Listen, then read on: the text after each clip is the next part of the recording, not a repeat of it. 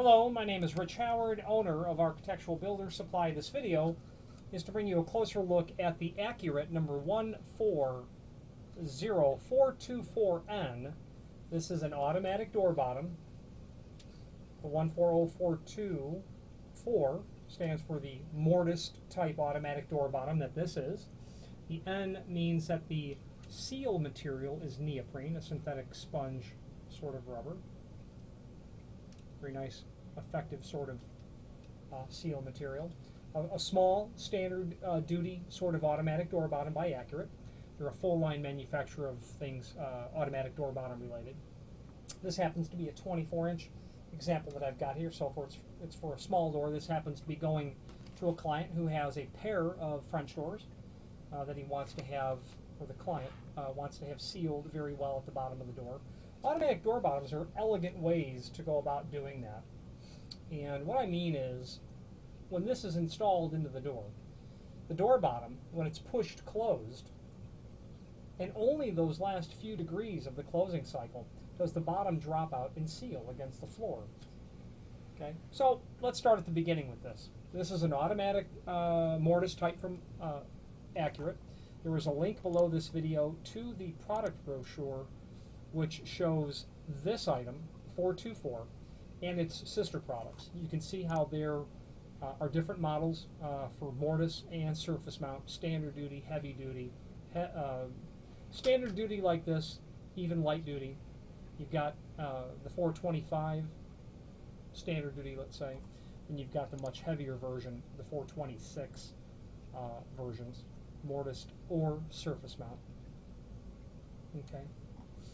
There is, that page is there so that you can see how this differs from its similar products so that you can make an informed decision whether or not this is the proper item for you. So moving forward, there is also below this video a link to the handing chart. The factory likes to know the hand of the door. It's something that we ask that you provide at that time. May or may not matter at the end of the day, but the truth of the matter is sometimes the factory asks, so therefore we ask to save everyone the time and trouble of having to collect that data down the road. This is a galvanized, like a spangled type of steel. Good corrosion resistance. Sponge neoprene insert, as you can see. Maximum drop is 1 inch. And here's how these work. You'll notice this end has a bolt head sticking out of it. Okay? This end does not. This end is known as the lock side of the door. This end is known only as the hinge side of the door. This is the adjusting bolt, or the adjusting rod. This must come in contact with the frame when the door closes, and when it does so, when this is mortised into the bottom of the door, and the door is pushed closed, this will come in contact with the rabbet of the frame. As the door is pushed all the way closed, this has nowhere to go but in, and as it goes in, it's pretty... I push that all the way in so that it's flush. Okay, and what happens,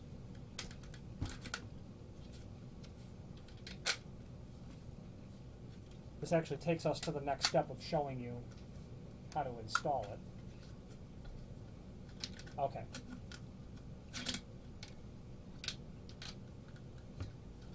So the mechanism is not coming back out because the rod needs to not go further into the housing than normal because that's connected to a flat spring. So again, as I push this,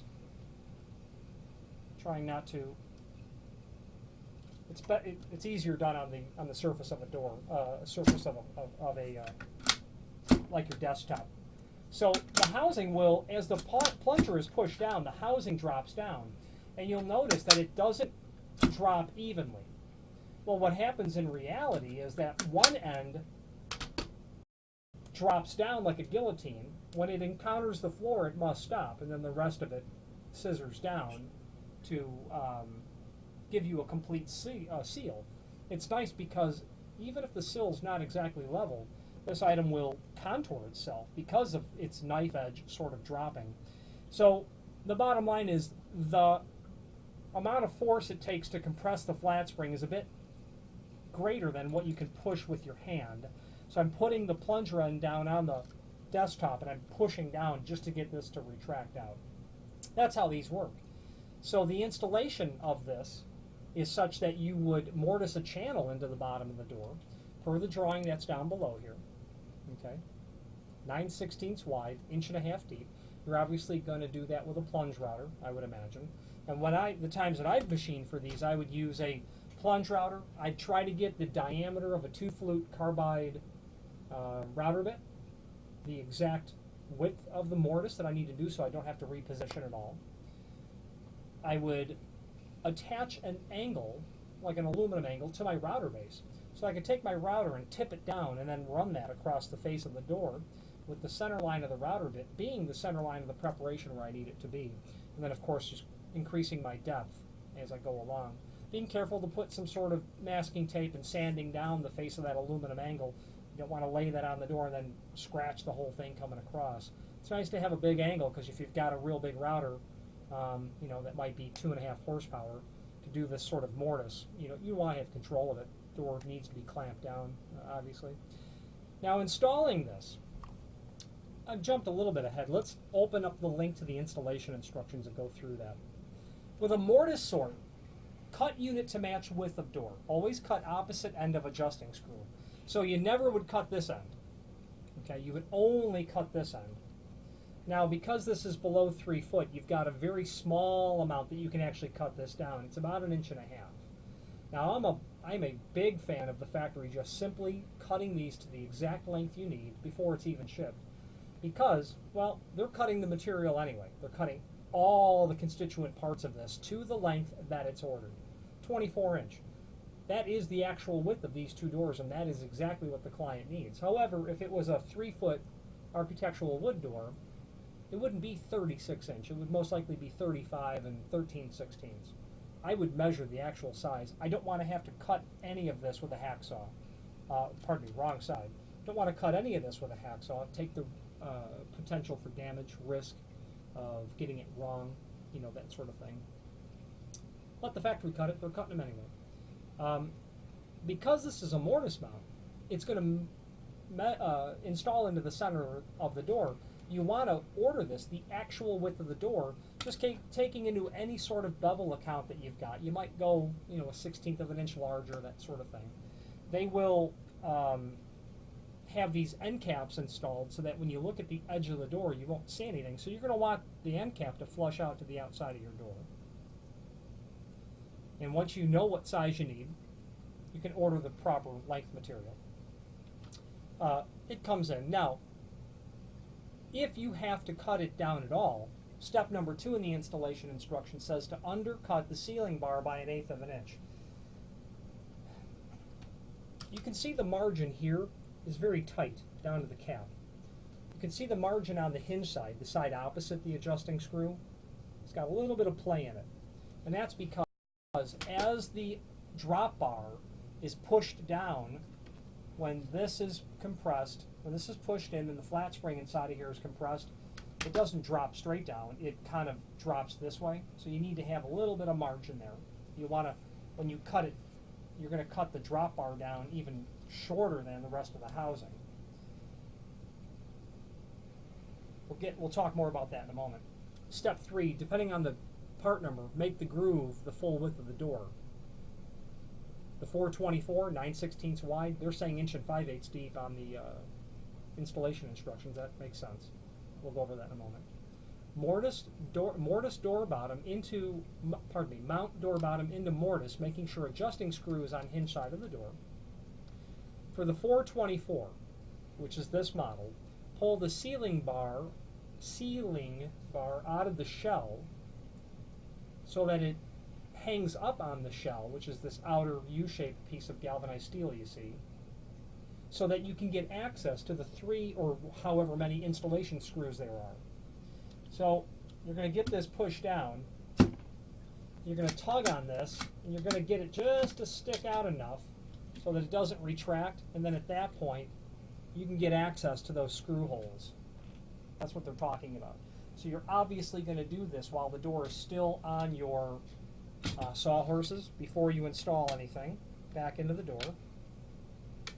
And I'm just getting that popped back in place now. And the only thing that's holding it up is the fact that the adjusting bar is not coming back out the hole. I've done this a number of times, so I know just to get that pushed back in there, and then it snaps back up. And once you help the adjusting plunger bar get back out the hole, everything snaps back up in place. Okay.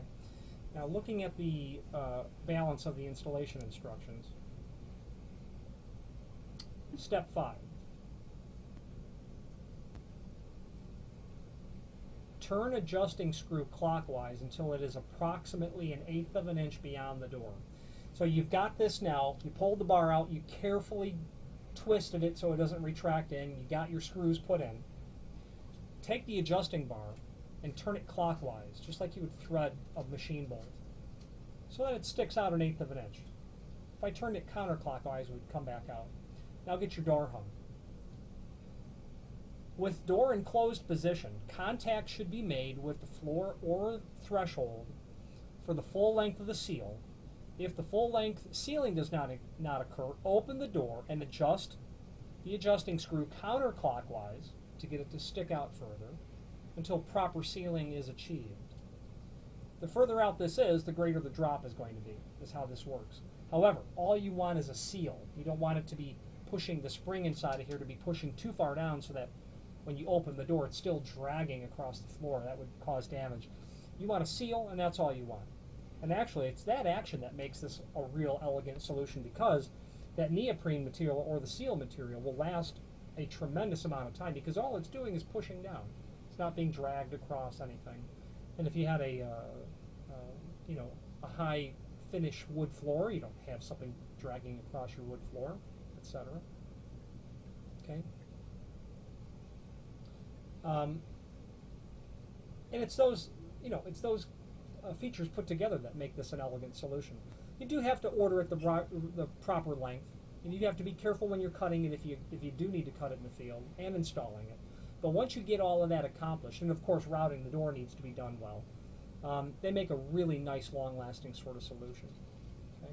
Accurate has a lot of unique solutions, a lot of threshold combinations that can come up with solutions for problems that you might have. So I recommend that you familiarize yourself with their catalog, because they might have something there that you've just never seen before in the world of weather stripping. If you have any questions on the Accurate 140424N automatic mortise type door bottom or any other Accurate product, please feel free to reach out to us. Thank you very much.